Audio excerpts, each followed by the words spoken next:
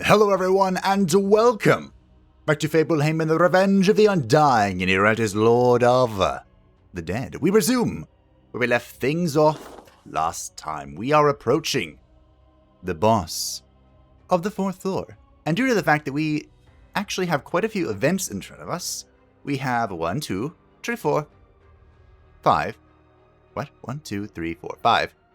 battles ahead of us, and 4 events. We might actually be able to make it to the Pyromancer today, but we'll see how slow I decide to take things. Now, in between the last episode and this one, I had to scratch a gambling itch. We are reduced to very few parts, but I made some progress. You may notice that Bone Daddy Kel'Thuzad is with us, and that's because Dullahan died.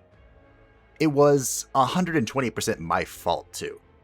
I pulled something forward because I couldn't resist removing 3 block and 3 ward, that's just value. But she was marked by someone else that I forgot about and pulled her right into the position where Dullahan's trap was, and then on the start of his turn, he hit her, took like 69 damage, giggity, and then died to a construct. It's depressing. But hey, that is sometimes how the dice rolls. Now, we did not get the mechanical eye back, so we're going to have to be a little creative in how we fill his slot, because those are big shoes to fill.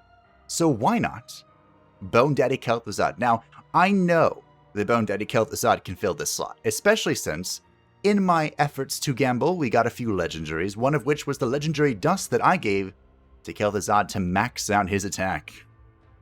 Oh yeah, 43 to 44 attack. It's beautiful. But I also had some other success. Bonestorm didn't get anything, unfortunately, although I do have 2 skulls I could give him. Bonestorm, of course, a good luck charm, our frontline thick boy that just stands there and takes hits and leads us to success. Yeah, he really should have them, but I'm holding on to them just in case. However, with Ragnarok, I was able to get a legendary flesh, so I maxed out her vigor. She is sitting at 168, just 1 off greatness. And we're going to save these 4 points for an attack. Also with Ankia, I gave her a rare flesh, and I gave her another ward, because I thought that that might be helpful. This floor and the next floor both have lots of magic, so it's pretty nice to protect our hypercarry, if we can. And someone new is with us, but you'll get to see them soon. I created them off screen because I have an idea. A crazy idea. It's absolutely insane. But maybe it'll work. However, we still have the Banshee in our back pocket, and I'll create this one on screen, or while I'm recording, because I've talked a lot about her, so when I do eventually create the Banshee, if we get around to it, I want all of you to be a part of it. As for talents, we are saving one more point for Relentless Evil. Now that Dullahan is gone, we're going to have more wrath than ever. Oh well, we'll move on. Our first battle for today is a Warden, a Spell Thief, an elite failed experiment, and an elite sword master mistress thing. Cool. Kind of. We have so many things. So many things. We're still using the Golden Rose. Should we be? I don't know. Should we be using it? Beats me. I could go ahead and pop a mana crystal for a free infectious lunacy if we want to. We could dump some dynamite, even though it's not going to do a whole lot. We don't need the flask. We probably don't need the smoke bomb. You know what? Why not? Oh. No, it embellishes. Wait, how much is this worth? Undead features. It's only worth 100. Ugh. Gross. Okay. Let's go. I do have to keep in mind the first spell we cast will be free, so I want to use it on something big, like Infectious Lunacy. Can I just turn 1 cocoon? That feels like a thing I can do for once in my life. Okay. Seems good. Usually with Ragnarok, we pull people forward and remove their block and ward because that's the useful thing to do, but I guess not today. Not today, Satan.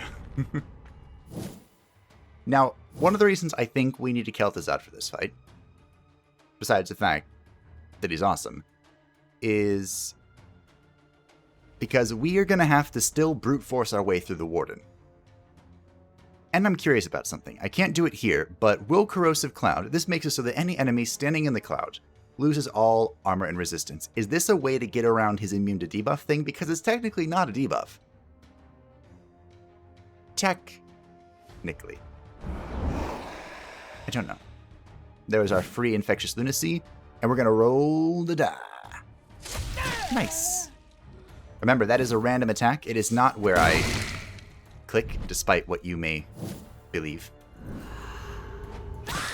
Oh, you may have noticed that the ward remains for that lady, even though she did hit Ragnarok. And that's because plans. Savor these last few heartbeats. We did get rid of the Salamander skin last time and replaced it with a different item. In fact, the unique item for...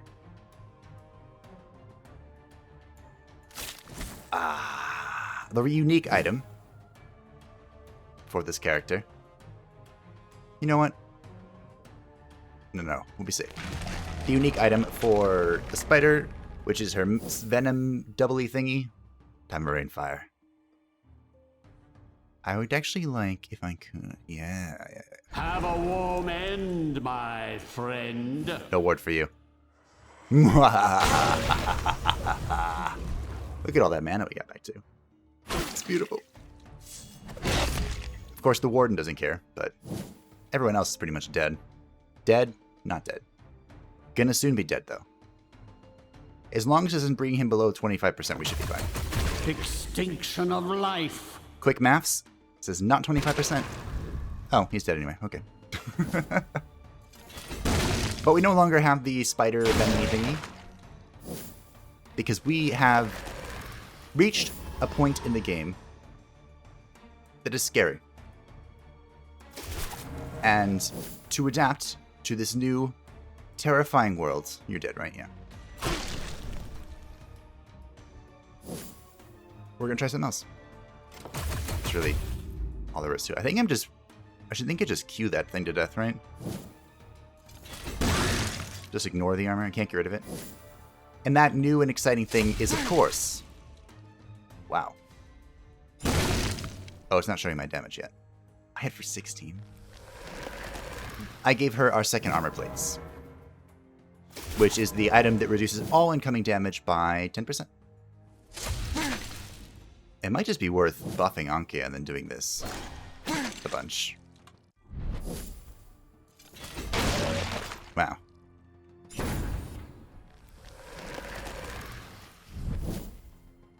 This is not easy.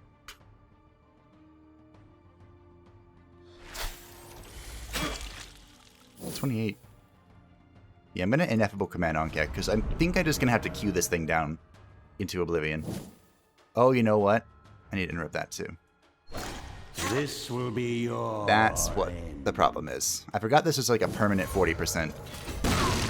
Oi. Did I give you permission to flee? I don't recall doing that. Strength through pain. I really don't. Do you remember me giving him permission to flee? And that's what I thought. That's what I thought. Oh, you know, if this keeps up, what's this? I'll be done purging the world ahead of schedule. The minion receives 10 luck, 10 accuracy, when an ally dies, and 10 evasion when an ally dies. I kind of skipped ahead in the reading. I really don't like items that are when an ally dies, because that means your ally died. Depressingly. Do we just cap initiative? She's already going first most of the time, so I'll just give her more attack. Remember, her spiky cocoon reflection damage does scale off attack, so it's not wasted. Is it the most value? Maybe not, but it's not wasted. Finally, Bone Storm! Your vigor is complete. 238 vigor. Suppressive. That is impressive. So what are you going to heal for now? 20% of... I'm not doing that math. A lot. It might even be 50. This next battle is a Warden Living Armor Elite Stormcaller and Elite Elven Shadow.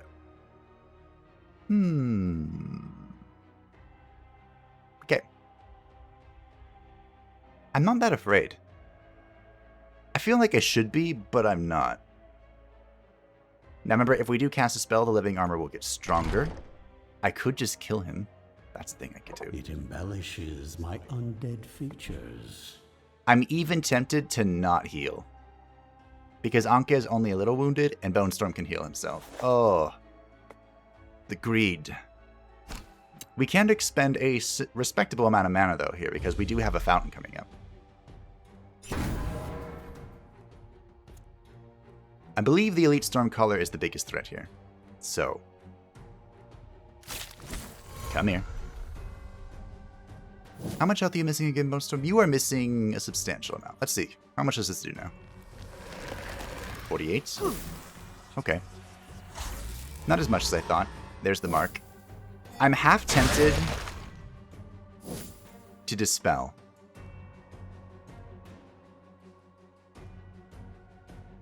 I could Armageddon. I don't think I want to Armageddon. I mean, I kind of do, but I don't think I do. Does it make sense? If I Armageddon, both Arachnarok and Bone Storm will be set on fire. The ward will eat this. And I'm going to get hit. Oh, no.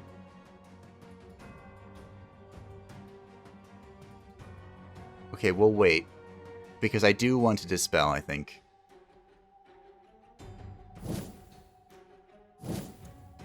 That's a problem I didn't think about. Take everything from those you defended. Kel'Thuzan rolls and hits the living armor with his random attack. He's going to take a ton of damage in return. So, we're going to pop Dispel. End of magic. I did give him a buff. Oh, and it was blocked.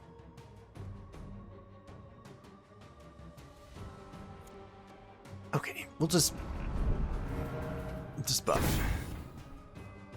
And then Dispel again. Why not? End of magic. There. Well, that was also convenient. He got the buff before the Dispel went off. That was very convenient. Indeed. I'm going to Cocoon here.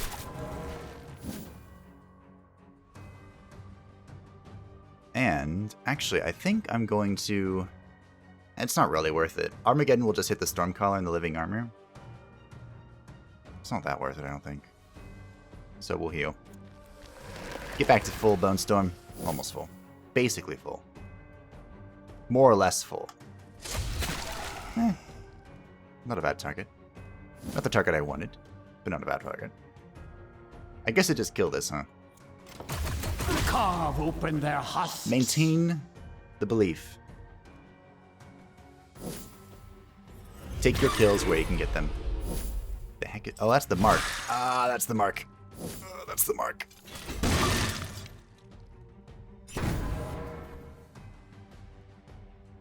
Ow.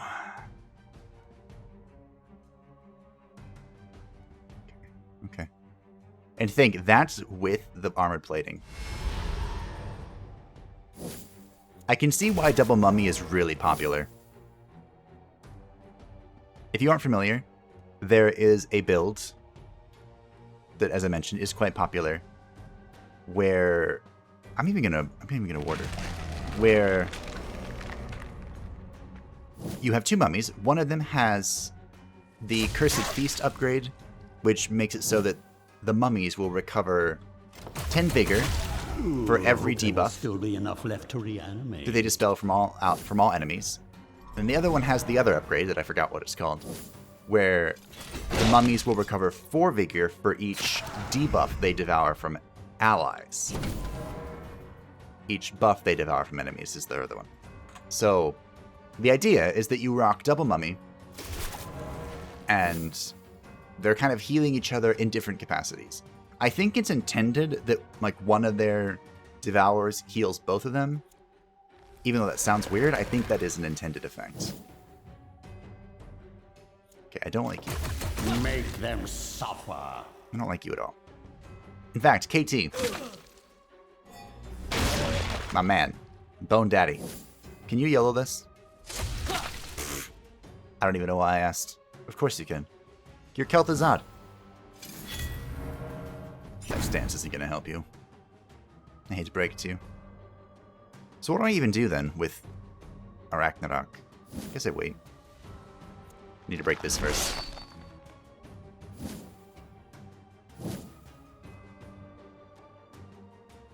Kel'Thuzad's waiting too. Aww. Stance reactivation. But that's no fun. Fine. Look at all that damage he took. Distress. As you were in life, you will be worth something in death. I'm actually really curious how this floor would work in Distress comp. Because you have the living armor and the constructs, which can't be affected, right? You know what? I'm just going to let him go. And then I'll nerf the stance.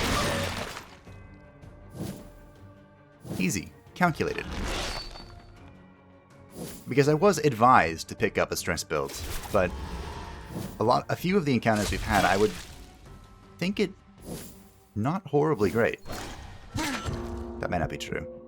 But I mean, obviously the Warden is incredibly weak to this. Hey look. His sanity makes him lose all of his strength. Really. 69. Nice. Stonestorm deserves a kill or two every now and then. Mop up the gore. Really, he does. I hate to see plants using it as fertilizer. We could upgrade our dreads. I still haven't tested if the corrosive cloud works on the Wardens. It might, just because they're so weak to stress damage. You know what, if we fight another one, I'm going to test it. I would have to swap their positions, but that should be fine. Really not worried about it. Anke wants some initiative. She's practically begging me. Can't you hear her? Sure. Speaking of initiative. Sure, you can have some too. We get 3 more. We can get to 14 initiative. Not bad. Not bad. Is it time for our Bone Storm to get some attack damage? It's time for some Damahe or some resistance. Resistance probably makes the most sense. He exists to stand there and get hit, so I'm not that concerned with his health. Well, we're full mana. Ooh, we got a thingy too. Nice. Rivers will run red. So now at the start of a minion's turn, if we have 75 Wrath, it'll heal for 5. Which adds up. We've discovered over time it adds up quite a bit, actually.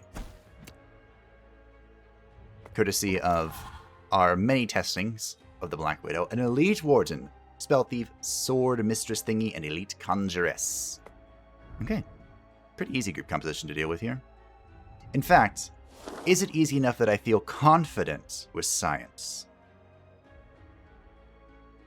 The answer is kind of. The only thing will be I can't really deal with the Warden. Alright. We'll keep Kel'Thuzad. Science will come. Science will come, don't worry. Just not yet. So what are we looking for here? We haven't really needed to expand the mortuary, probably because of my overwillingness to distill stuff. And for this, we need 200. I guess we'll upgrade the Abode of Wrath, huh? I could have done that last combat then. For some reason, I was thinking I needed more There are many stuff. foes for you to play with. I have an idea to use the Lost Soul as well, but she's weird. She's good. But her and Bone Storm kind of have overlapping purposes at the moment. And I think Bone Storm does her job better. Does that make sense? I don't know, I just feel that way. Bone Storm, speaking of Bone Storm, he's going to go ahead and wait, I think. Or... no, he'll wait. I want to see what happens here. Oh, I didn't switch these two. That's fine. Do I need any magic? Not really. Alright, KT. Time for some YOLO. 99 to 100 damage to a random enemy. Of course, he picked the one with resistance, but that's okay. Not complaining. That much. Ah, Your frail bodies fail. Oh, these are blade mistresses, that's right. And that's why I was waiting.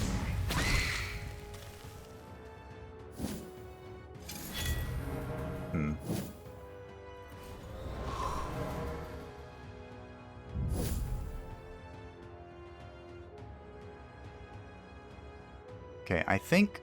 Let's see. How do I want to do this?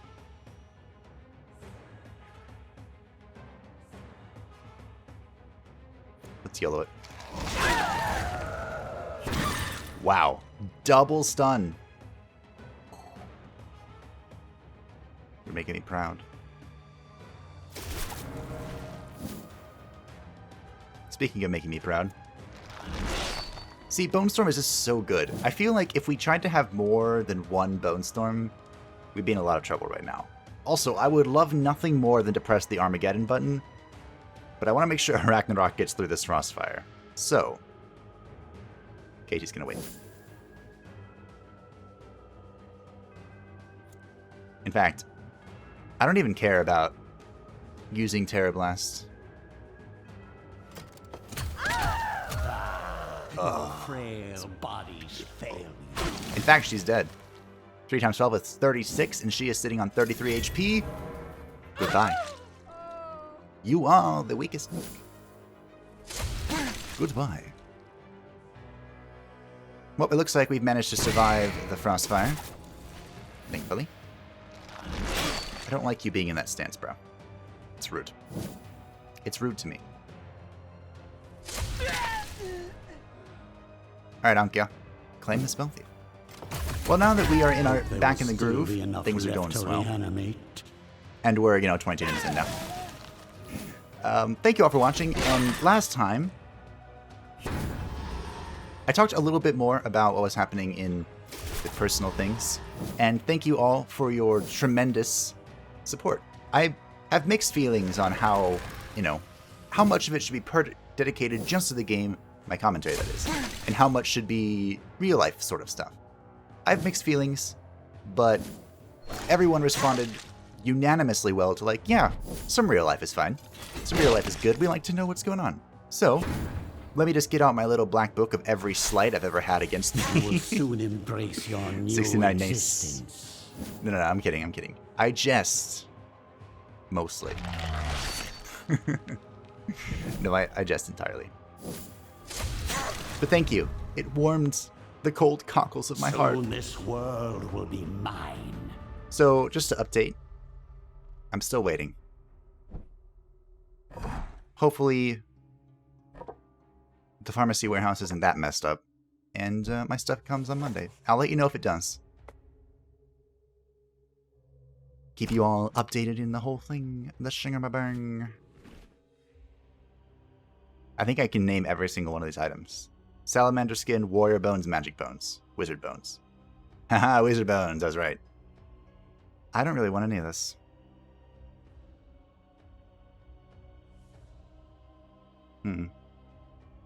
I'll take it as tribute. Yeah, tribute to be sacrificed.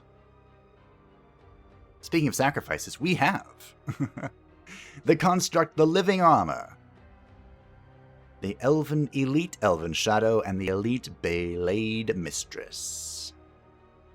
That's odd. The combat on the map shows the icon of a blade mistress, but she's an elite blade mistress. Which I like how they just they changed her color scheme and then, what do they call it? Inverted her picture across the y-axis. Flipped it, I guess. Flipped it. That's probably what you would call it. It's a flip. Flippity floppity. Bibbity boppity. Boop.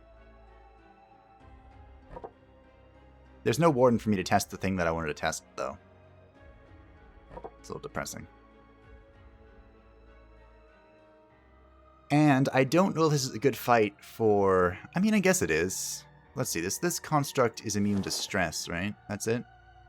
Do we have the Pokédex? We have the Pokédex. Immune to stress attacks and ignition. Which is kind of a dampening on our plan, but she doesn't have armor, so that kind of helps us out. And it was living armor was the other thing? I don't have the living armor Pokédex. How many living armors have I killed? Oh, it's right here. Never mind. Ignore me. Immune to stress attacks. Okay. So let's do some science, shall we? Allow me. Usually with my names, I try to be a little creative, but I will admit, because I'm not feeling horribly well, my creativity was not very high. It is a reference, though. So welcome to the team, Bloodthirster, the Greater Daemon of Khorne, the God of War. Obviously, Khorne himself would not descend without some magnificent slaughtering. So we have just his Greater Daemon instead. I gave him the 2 legendary bloods we were sitting on because, well, I didn't know where else to put them. I could have given them to Lilith? What do you even have, Lilith? I forgot. Yeah, Lilith could have had them. But I feel like YOLO Solo is really scary right now, unless you have a really, really good team. So anyway, I gave it to Bloodthirster. I gave him a rare weapon we were sitting on as well. So Bloodthirster's purpose here. I actually have some science to conduct with this.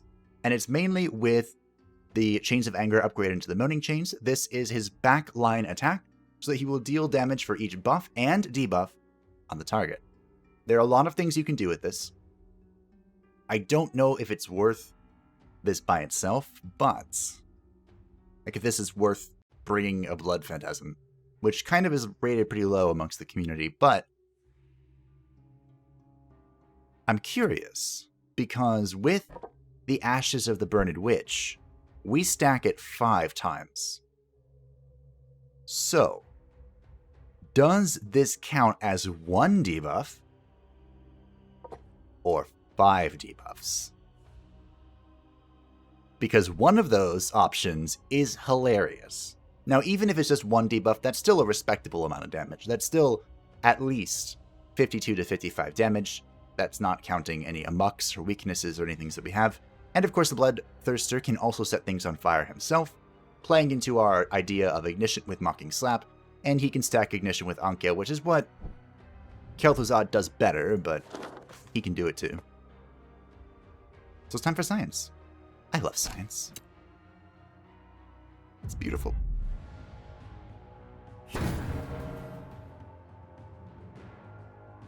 The Elite Blade Mistress actually looks freaking awesome.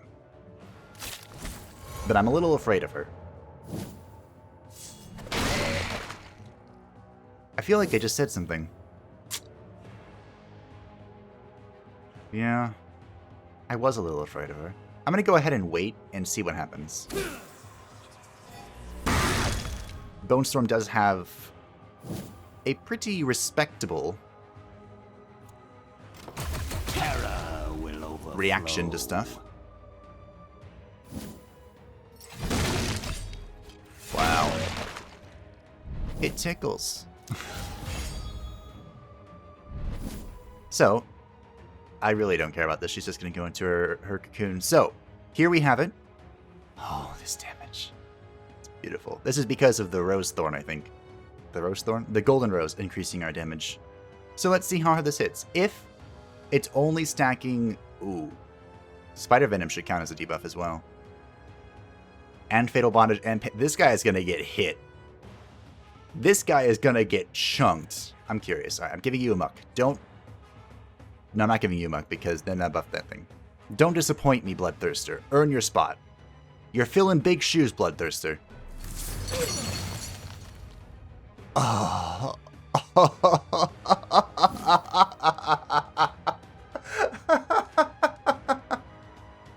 That had to be counting all 5 stacks of the Ashes of the Burned Witch, right? It had to be. Oh, I've done it again. Ladies and gentlemen, we've done it again. Man, I'm good at this game. Oh, that's fun. What am I even doing? I got so distracted. I should probably buff somebody. Well, Bloodthirster, it's a pleasure working with you. We have a lot of work to do. My kingdom comes. Follow Ankia. And don't trip. This one voided Again. its bowels. 308! That's more health. That damage is more than what an elite failed experiment has.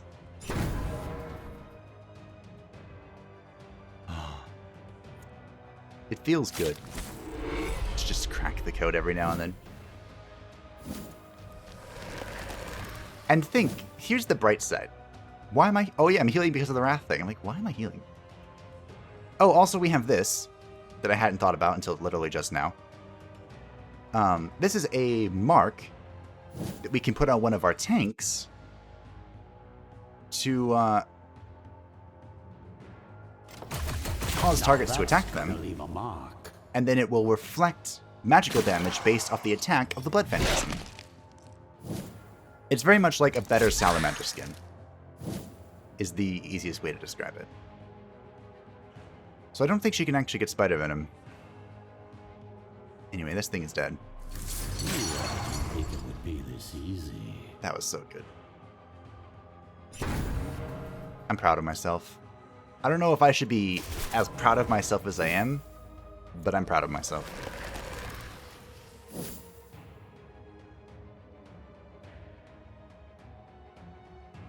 So let me think about this. I guess... Yeah, this is fine. I'll give it to Arachnarok, because I'm about to purge all of her resistance. Give them no So, mercy. let's see. How much this is going to do. Well, it would have helped if you had stuck with the plan, lady.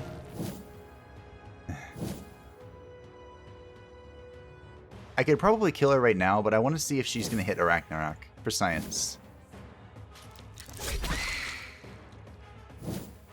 That was pretty big. So she had 30 from Arachnarok's attack as physical damage, and then 48 from Bloodthirster on the mark. Okay. I can respect that. That wasn't bad. Oh, that was just one debuff too. Oh, my Another goodness. step towards my eternal kingdom. Wow. I mean, I'm pretty happy right now. I'm pretty happy. And think of this. The only item Bloodthirster has is the Demonic Essence to increase all of his damage by 5%. This could be better. A lot better.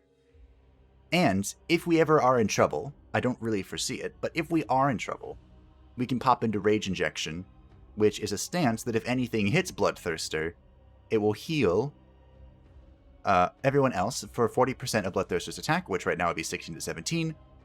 And then that would also give everyone +1 attack and +1 dread. I don't really see us using this, but I picked it up just in case. I've used this a lot in the past. Like, in the past, the way I've used the Bloodthirster, the Blood Phantasm was just by putting him in slot 1 and popping into Rage Injection. And that was it, just buffing my damage. But it's such a slow, methodical, painful way of doing things, and he doesn't heal himself. So it's, like, pretty risky. You basically have to run a Lost Soul with it. And, yeah. This fountain's gonna get wasted. Shame. Such a shame. Warden, Stormcaller, Elite Stormcaller. Alright. Well, we've proven that Bloodthirster is awesome. Thank you for science. It's time for more science. Now remember, if we ever feel the need, Kel'Thuzad can use Ineffable Command to go back into the final slot and reorganize ourselves if we believe that Ankia is the one in need of immediate protection from Arachnarok. I don't know if we'll feel that way, but if we do, we can do that. I think I'm going to hold and see what happens. Can they stun? I think they can.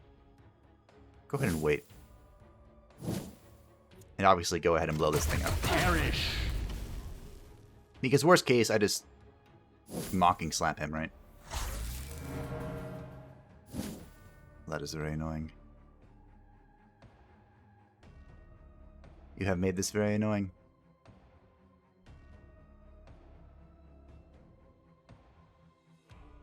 If I put the trap down, does that count? I feel like we're about to find out. Baked within flames. I don't think it will, but I do have 2 wards just in case. It does count. Okay. This is my kind of entertainment. But it's also worth noting they are losing all of their armor and resistances.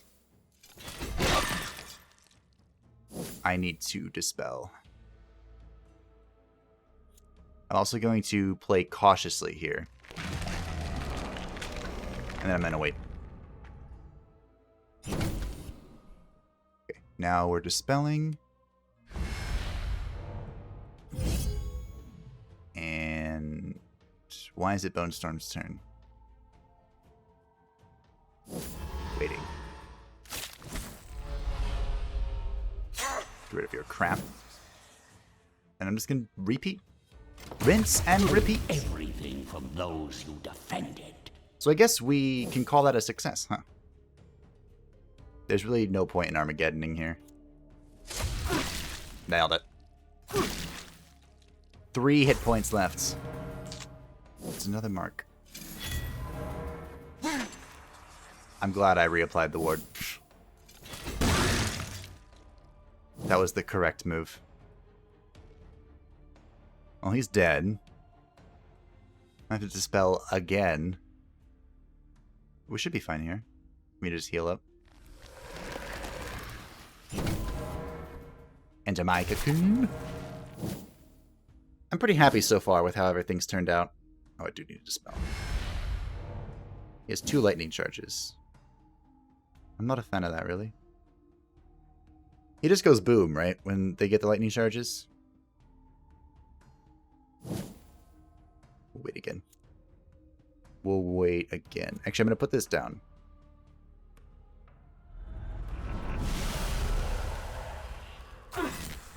He's dead anyway, so there's no point.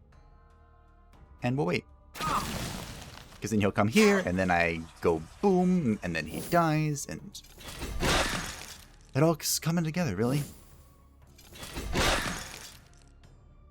I don't appreciate you poking me, though. Arachnarok is sleeping peacefully inside the cocoon. Take everything from those you defended. Oh, yeah. See, that's what I've been expecting this entire time, really.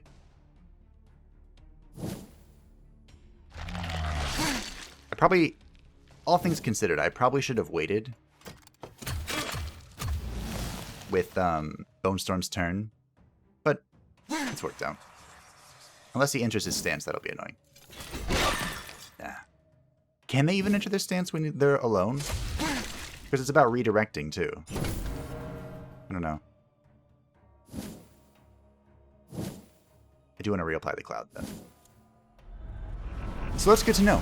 If an enemy is immune to debuffs, you can still bodies fail you. trap them with stuff. It's nifty. Convenient.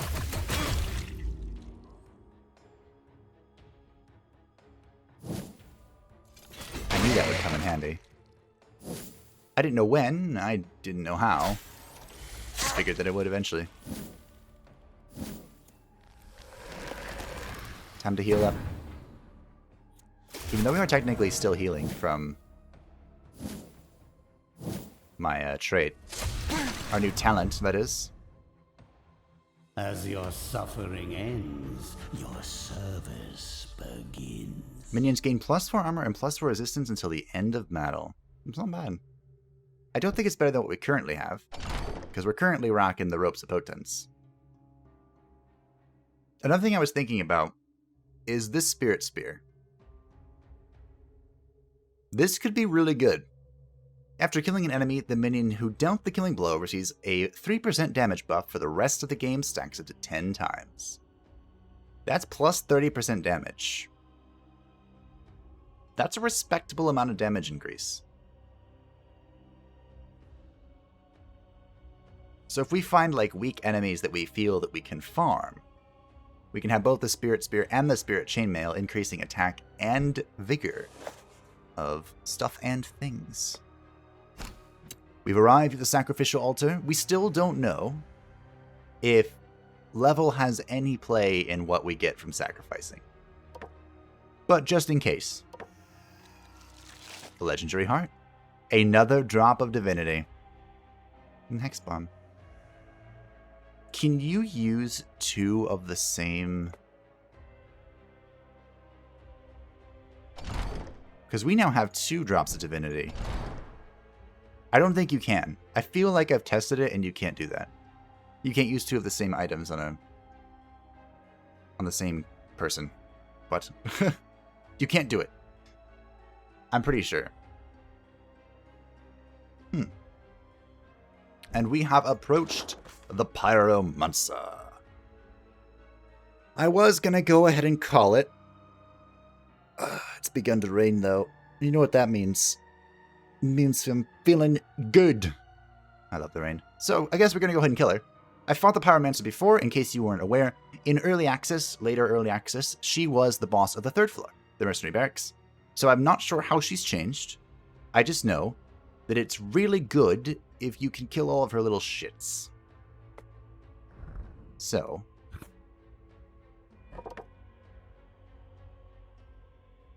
that seems like something I'm interested in.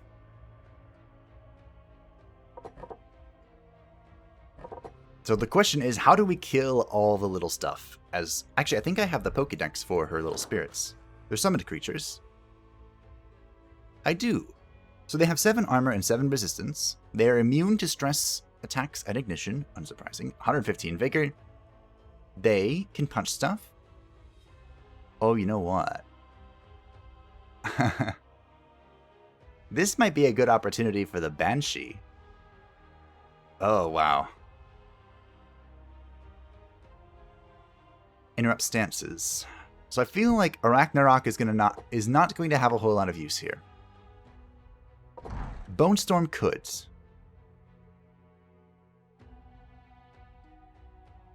But is it time for the Banshee? Is anyone actually mad enough to drop of Divinity a Banshee? I don't know. I feel like the answer should be... the reason why I think the Banshee would be good here is because if you can get people up to the front, then you just spam Shattering Howl nonstop and kind of win. I also think that Virdaganga would be a decent selection here. Virdaganga, an old-time friend, who I think could actually frontline this. Because, yeah, I think he could do it. But that means we're getting rid of both of our frontliners. The last time we got rid of Bone Storm, someone died. And Bone Storm can apply wards. Maybe it's not time for the Banshee yet. Maybe she chills. Maybe she doesn't do anything yet. Even though this is pretty good. Accelerando. It's one of my favorite abilities from the Banshee. And it would increase the damage of Bloodthirster. They are just immune to stress attacks and ignition, so not immune to debuffs. I think I'm going to take a moment to think about this. And we're back. I had a lot to think about, and I think that I was going in too many directions. As I mentioned last time, when I took Bone Storm out of the composition to try Virdaganga, we lost a valuable ally. Someone who would have actually been quite good in this fight. So, I'm keeping Bone Storm, because, well, he's our foundation. He's there to get hits. He's there to be mean, and he can also apply ward, which could be very helpful for some of our characters. He can also attack everything, if we feel like that's necessary for him to assist. He can interrupt stances, even though I don't think that matters. And he can pull things around if worse comes to worse. And of course, he can just spam heal himself. We are bringing Virdaganga, who has some upgrades.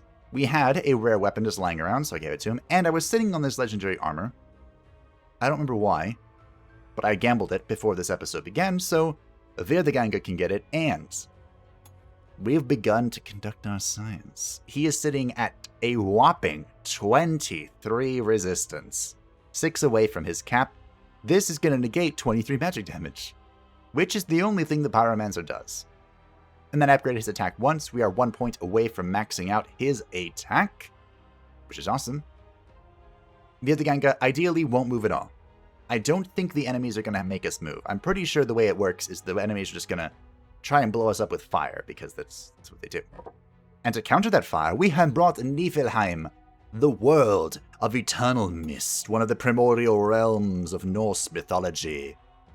Be sure to make sure we don't die to that.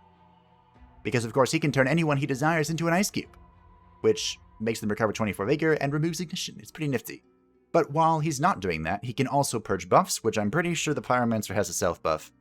And he can do damage to multiple things at once, which will help whittle things down for Vierthaganga and for Ankia to do her thing. Now, because everything here is immune to ignition, the Ashes of the Burned Witch are not going to be horribly helpful, but Ankia still chunks people.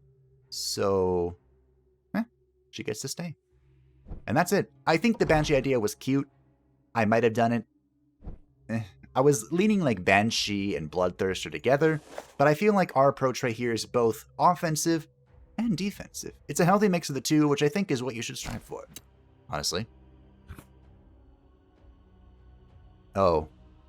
I meant to use a consumable. Oh well.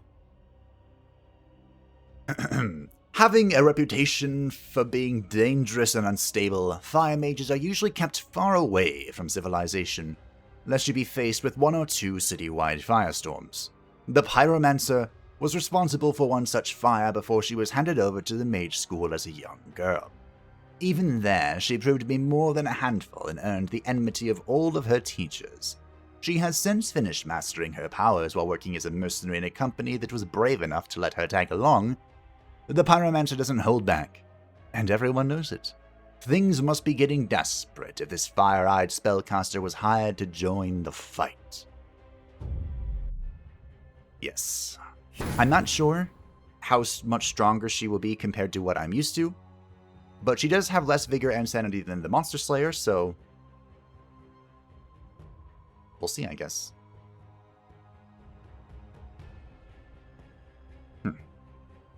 I'm going to open up with protecting Vierthaganga.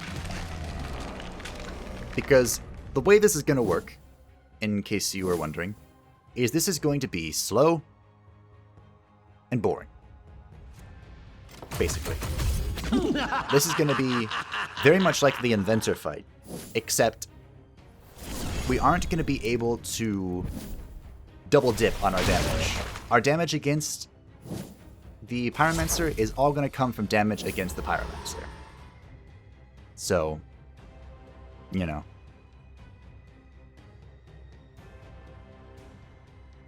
That's the thing. We ignore armor, we don't ignore block. These do self-destruct in a few turns. When the summoning duration ends, the fire elemental explodes, dealing 120% true damage and interrupting stances. All minions affected by the blast receive 20% more damage till the end of combat. Yeah. This is not something we want to have happen.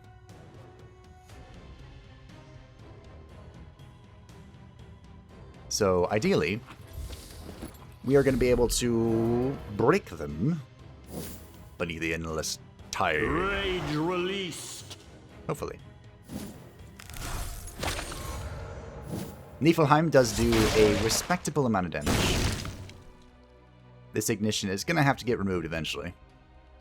I think we're going to want to open up... I think it's time to Splinter Hell. Extinction of life. Then Vierthaganga can eradicate all of this. Ankia can get this one. She is not currently on the turn order.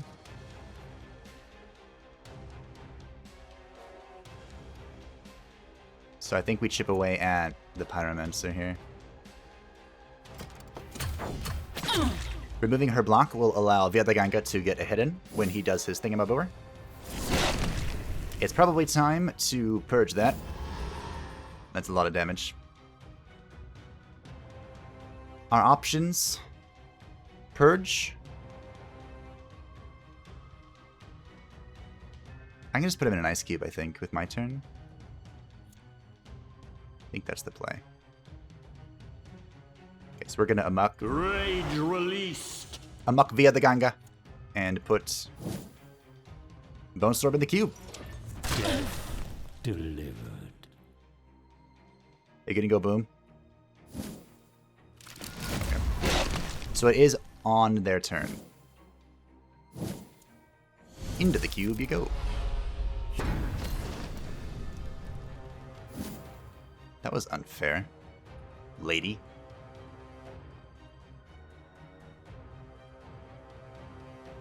It might be time to pop Infectious Lunacy. Dispel costs 16 mana? 40... Maybe we don't pop. I want to pop Infectious Lunacy, don't get me wrong. Nah, I'm greedy. So we have one Dispel available to us. We're going to have to choose very wisely. Incredibly wisely. So 5 times 12, 60. 3 times 25, that's more. Savor these last Remember, few heartbeats. the Mandible is nerfed to 1% on bosses. So hitting her a bunch isn't really going to be better than just hitting her a few times. I think via the gang it just goes in. Because I think Niflheim can... How many turns? 2? That's fine. Make them suffer. We're actually expending Wrath like crazy. It's Niflheim's fault. I could kill this, but I don't think I need to, honestly. I think I'll just go. That was almost 69. Because I'm pretty sure you... Boom. Well, my friends, we done it. She should start putting on fire shields, but, I mean... I ain't scared no ghosts. I should probably go ahead and heal up a little bit, because my damage is increased. Boop boop. 160. Are we going to give the kill to Niflheim? We're going to give the kill to Niflheim. It's been a while. Niflheim has been hanging out, chilling. He deserves a kill. Beautiful.